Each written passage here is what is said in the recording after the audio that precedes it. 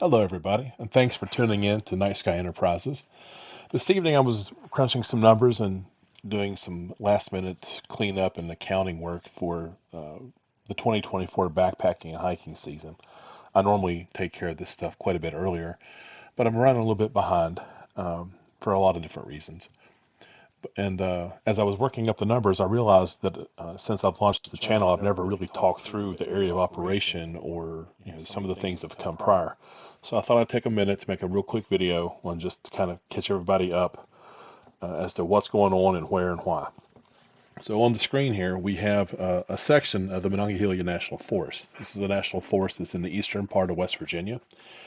It's approximately 1,440 square miles of nationally managed land.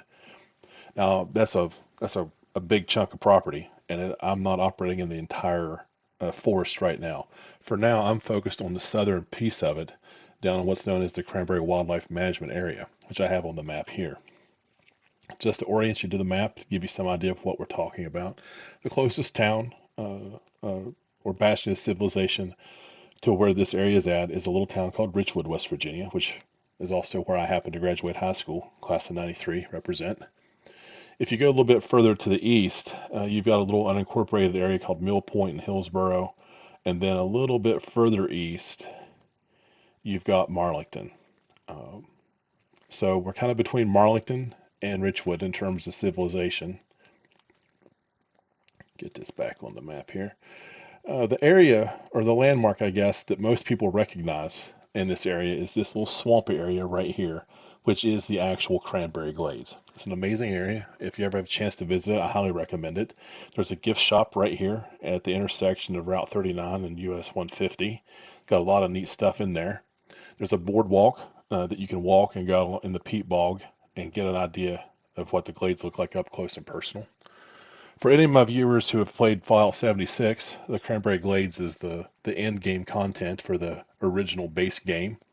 I can't walk through the area now without watching the sky for scorched beasts. I just assume that there's going to be slurpers and death claws and all manner of horrible things coming after me when I'm there. But if you haven't played 76, then you don't even have to worry about that. But this is the area where I'm working. Specifically, I've kind of mapped out a perimeter. And again, this is just to kind of focus my efforts for the time being. Now, this black border on the southern and eastern edges is mapped pretty closely to the edges of the forest. It deviates from the forest boundaries a little bit on the west end, and the north end is curve for curve, point for point along the Williams River Road.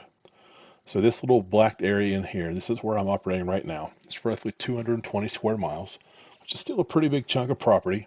So a lot of trails and a lot of area off trail that I'm exploring.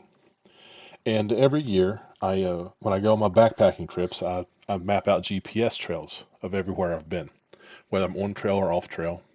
I have lots of waypoints of campsites, possible campsites, water sources, any kind of natural resources I find, like clay deposits, flint, anything like that, I map so I know where they're at for later. Now, when I started this venture, I finally I got motivated and got moving and got in the woods.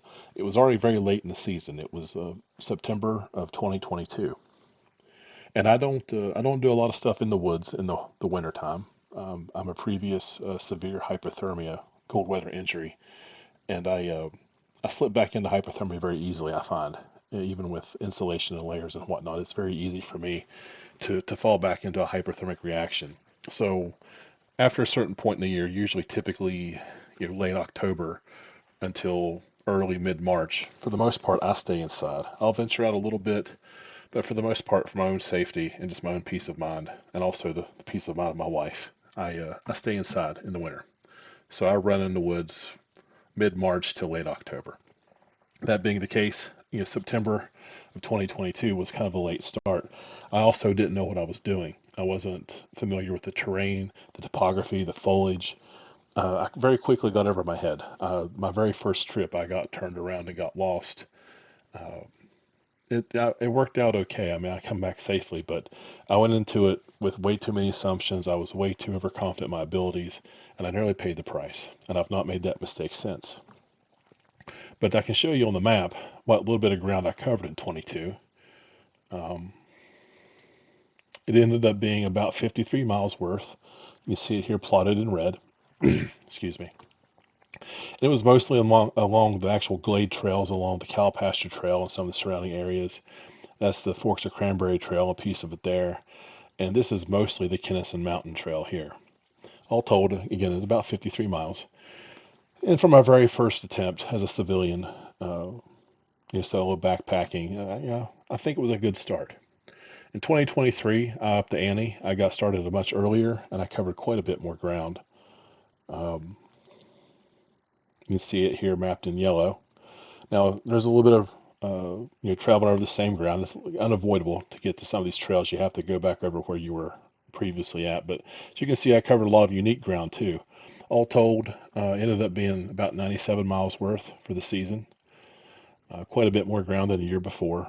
And I really kind of came into my own. I found my rhythm, my pace. I kind of got in the groove in 23 and kind of got a feel for what I was doing in terms of how I wanted to document these things and how I wanted to cover the ground. It was really, I consider, really the first true year that I was really coming at this 100% full blast.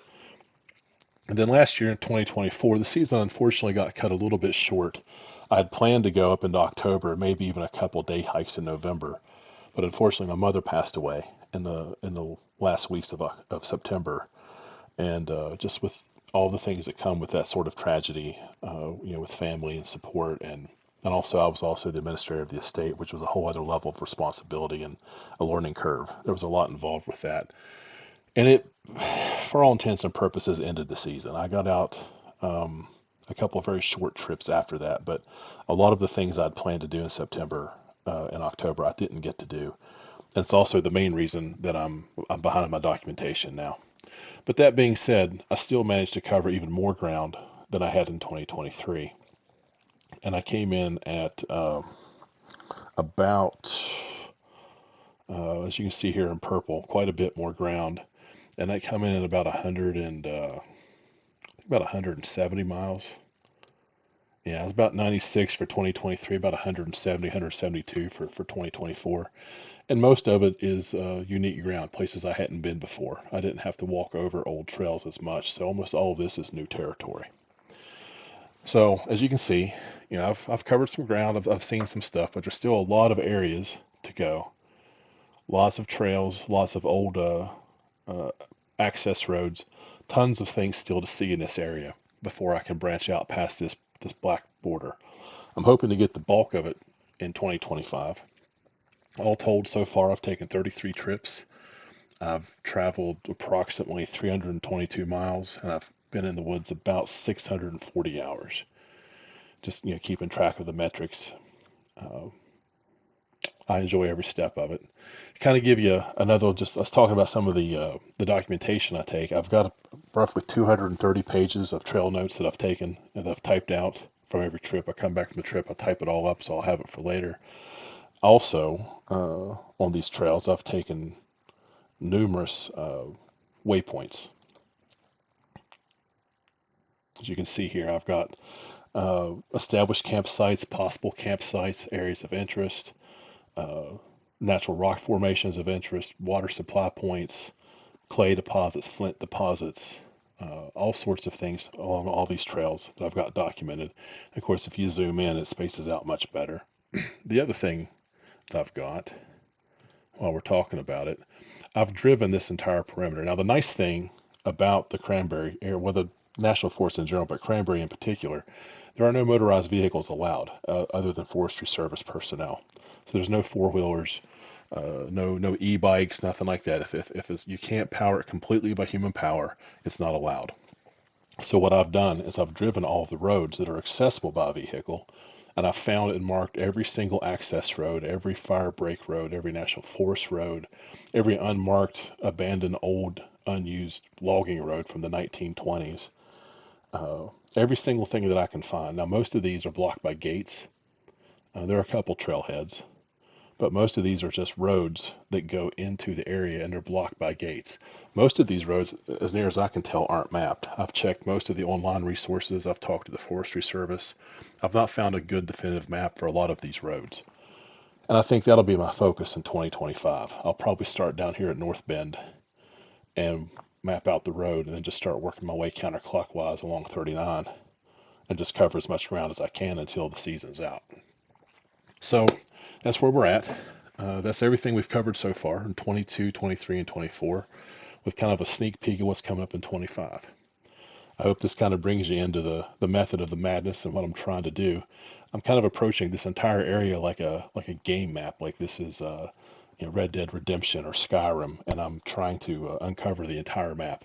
By the time I'm done, I don't want to have any of this blacked out. I want to have the entire game map revealed. That's kind of in my own mind, that's kind of how I think about what I'm doing here. And there's going to be some other great things coming along the way with all this documentation I'm gathering, all the pictures and videos I've been taking along the way. It's all going to come together into like a really cool project, which is again behind schedule because of the unfortunate events at the end of 24. But hopefully going into 25 and 26, I can get moving forward with that. And it's something I'm really excited about. It's something I really want to talk to you guys about. And I'll have more details as soon as I can safely share them. So thanks for watching. I hope this kind of informed to the purpose and the mission of what I'm doing these days.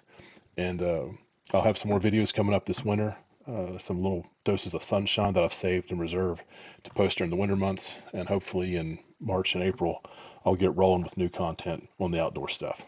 Thanks again for watching. I really appreciate it, and I'll see you on the trails.